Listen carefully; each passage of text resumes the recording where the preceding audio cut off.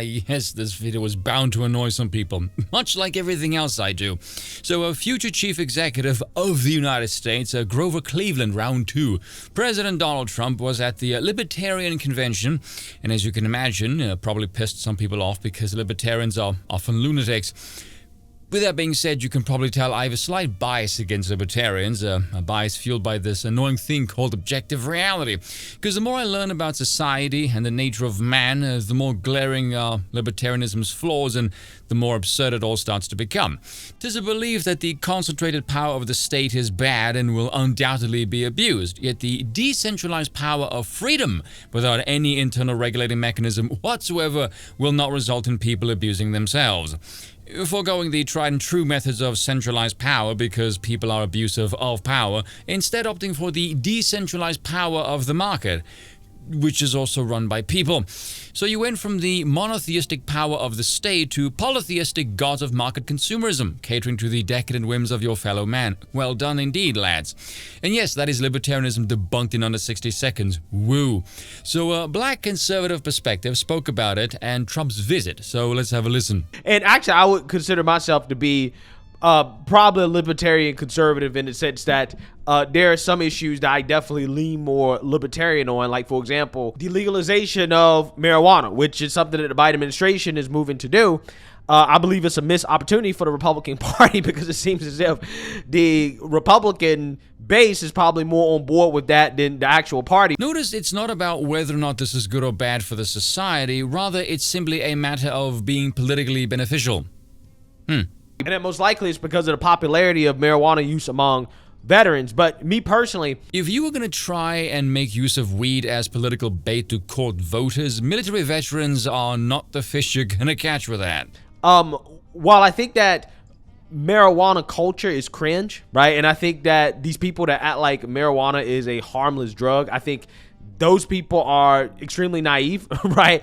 Because I don't think that any drug in and of itself is harmless. In fact, one of the good things about it being legalized is that it can be studied more, that we can learn more about the drug and hopefully educate people on the potential harmful effects of the drug, short-term and long-term. Okay, we'll learn more about it and people can make a responsible choice about whether or not they want to use it. I believe that's how freedom works. That is not at all how freedom works, by the way. But again, while I disagree with some libertarians, okay, I don't believe in the legalization of all drugs, right? I believe that you have to do it based off, okay, how harmful is the drug? Okay, like, what do we know about the drug? What are the negative externalities versus some of the benefits? Okay, and I personally don't see how alcohol should be legal, but marijuana be illegal. Now, again, I could go for the argument as a conservative that both should be illegal, right? But I can't go for the argument that alcohol should be legal, but marijuana be illegal. Okay, now,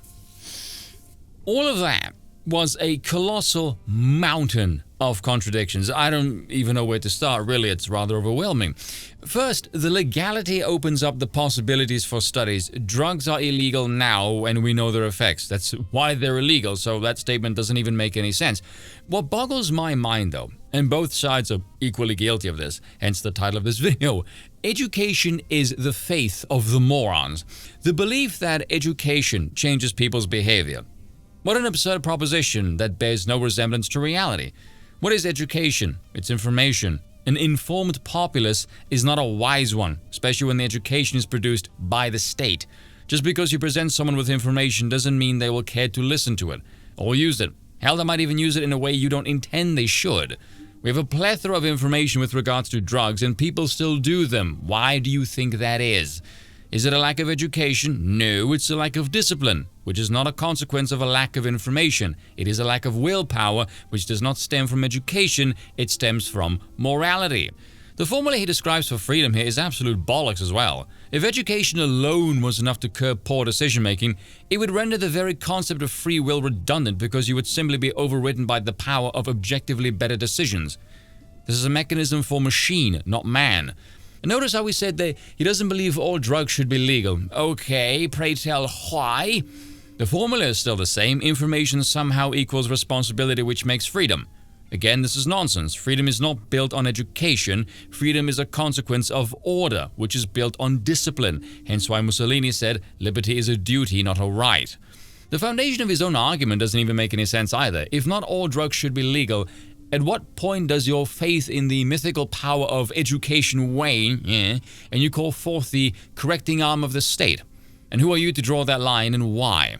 Because if it's simply a case of ill consequences, does that not justify classifying certain narcotics that were once considered not harmful, now suddenly problematic?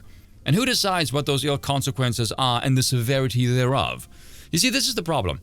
These are not questions for the market to answer because they're not economical, for the market is not moral. It exists to serve the whims of the consumer. Ultimately, though, here is the point. Going off the observations of Cortez, there's only two regulating mechanisms in any given society: religion and politics, internal, external.